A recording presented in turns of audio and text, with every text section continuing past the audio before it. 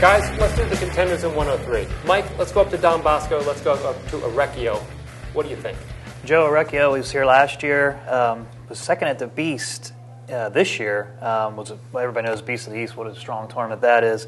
Kid's 67-8 for his career. He's 35-1 this year. His only loss is to Mark Gray of Blair, 8-0 in a Beast of the East final. I think he's going to be a definite contender at this weight. Bob, I'm going to send you down south. Camden Catholic, Sauceman. As usual, Camden Catholic has a stud at a lower weight. It seems like that's part of the plan there. Matt Sauceman has been outstanding. He ran through Region 6. It should be illegal what he did there as far as going through there and turning people's heads and just beating kids up. It was really impressive. Saw him earlier at the groups, and he was very impressive there. I can't imagine him having a hard time in AC. Mike, Hagin, how good can he be? How far can he go? Well, I think Billy Hagin, probably the best thing that happened to him, though it wasn't at the time, he was upset in the region quarterfinals last Friday, and he was on a mission after that. He rolled right through the wrestlebacks, 3 pins, was arm-barring kids, just torturing them. And I think that loss has really jump-started Billy Hagin. And I think he can come down to Atlantic City and compete for a medal and compete for one of those top 4 slots even.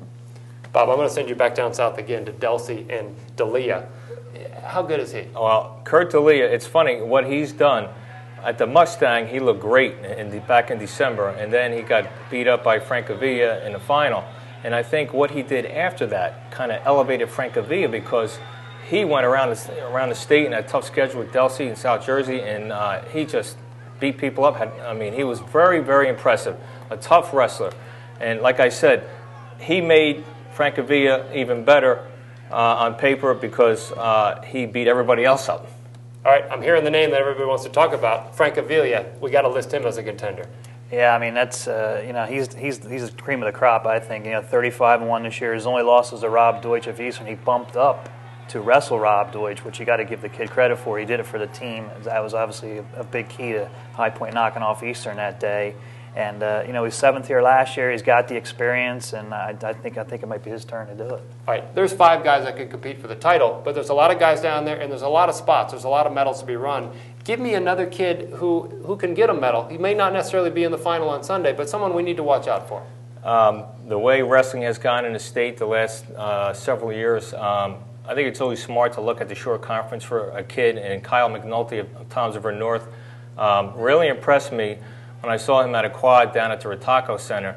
A very good wrestler on his feet, and he also did a nice job on a mat also, and he's a kid that can place high. All right, Mike, I'm going to give you one more. Another kid that you see by the end of the event, he's up there getting a medal. Well, I really like Avelinajacinto of Kittatinny. I know he's only a freshman. It's tough to go to Atlantic City when you don't have that experience because, you can prepare for it all you want, but until you have been down there and actually experienced being in front of that large crowd, it's totally different. But I think he's a kid that can handle it. He's been through the wars this year. He's wrestled Francavilla. He's wrestled Hagin. He's wrestled all the top kids around, and I think it's his time to come down there and show what he can do. All right, it's time to pick a winner, 103. I think you guys are in agreement on who's going to come out on top. Mike, do the honors. Yeah, Nick Francavilla from High Point, like we had said before, listing off his credentials, 7th in the state last year.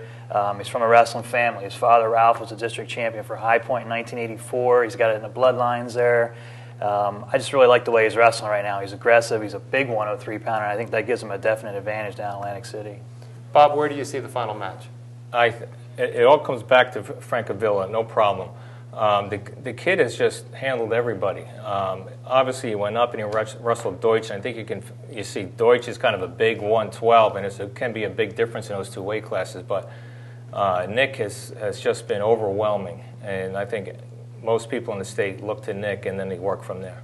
Now, working from there, give me another finalist. I would say you have to go with Sauceman. He really has stepped up this year and separated himself from the pack, other than Francavilla. So he comes from the other bracket, from the bottom bracket, and I don't think he gets much trouble on that bottom bracket. There you have it, a complete look at 103.